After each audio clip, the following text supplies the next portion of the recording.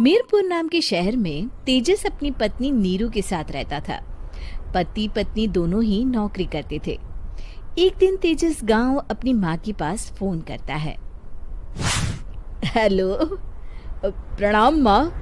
जीते रहो माँ, तुम दादी बनने वाली हो हैं? अरे वाह, ठीक है बेटा, मैं कल ही आती हूँ। जब माँ जी शहर पहुंची तो बेटे बहू ने बहुत अच्छे से स्वागत किया। लीजिए माँ जी, चाय। अरे गर्मा गर्म पकोड़े ले आओ माँ के लिए। नीरू रसोई में गई और 2 मिनट में ही पकोड़े ले आई। जी ये लीजिए।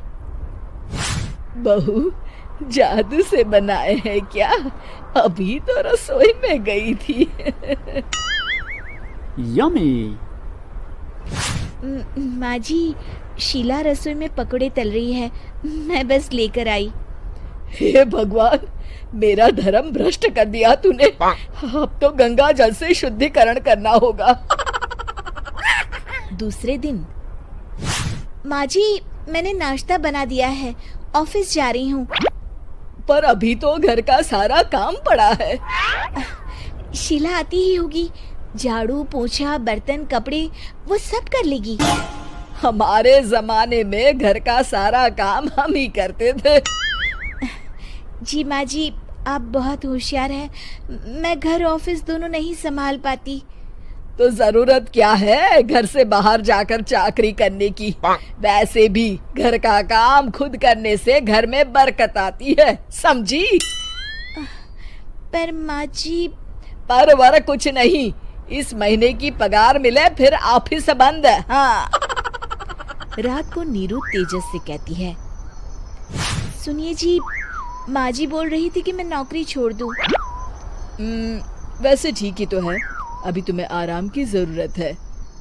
फिर भी आराम कहाँ, शीला को छुड़ाने के लिए बोल रही थी। तो अब 24 घंटे में इतना काम तो कर ही सकती हो। पर जॉब पसंद है मुझे, घर पर मन नहीं लगेगा। अगले दिन जब दोनों ऑफिस के लिए निकल रहे थे, मेरी तो कोई कीमत ही नहीं है इस घर में। माँ जी, आजकल महंगाई बहुत है, रहन सहन भी बदल गया है, दोनों नौकरी करते हैं तभी ठीक रहता है। अच्छा, तू कहना क्या चाहती है? मेरा बेटा तुझे बिठा के खिला नहीं सकता? तू ही इस घर का खर्च चला रही है, हैं? नहीं माँ जी, मेरा वो मतलब नहीं था। मतलब खूब समझती हूँ, ये बाल धूप में सफेद नहीं किए मैंने। हाँ। अब तो ये रोज का काम हो गया था। तेजस भी रोज की झिकझिक से परेशान हो गया था। एक दिन उसने कहा, नीरू, वैसे भी तुम्हें मैटरनिटी लीव मिलने वाली है, तो अभी से ही छुट्टी ले लो। पर क्या, मेरी सैलरी अच्छी खासी है। आखिर नीरू ने रिजाइन कर दिया। जब बच्चा हुआ तो घर में सब बहुत खुश हुए। कुछ दिनों बाद तेजस फाइल देख रहा था। क्या हुआ तेजस, कुछ परेशान लग रहे हो? हाँ, वो हमारी जितनी सेविंग्स थी वो तो हॉस्पिटल में और छठी के फंक्शन में खत्म हो गई है नीरू। और अभी वैसे मंदी चल रही है तो मैं बोल रही थी कल मुन्ना को हेपेटाइटिस का टीका लगवाना है। नीरू, क्या पोस्टपोन नहीं कर सकते? नहीं जी, बिल्कुल नहीं। अब तेजस को समझ में आ रहा था कि उससे गलती हुई है। पैसों की कमी का असर घर के माहौल पर भी पड़ रहा था। अगले दिन, बेटा मेरा चश्मा और ये दवाइयाँ ले आना, पर्चा देते हुए माँ जी ने कहा। जी।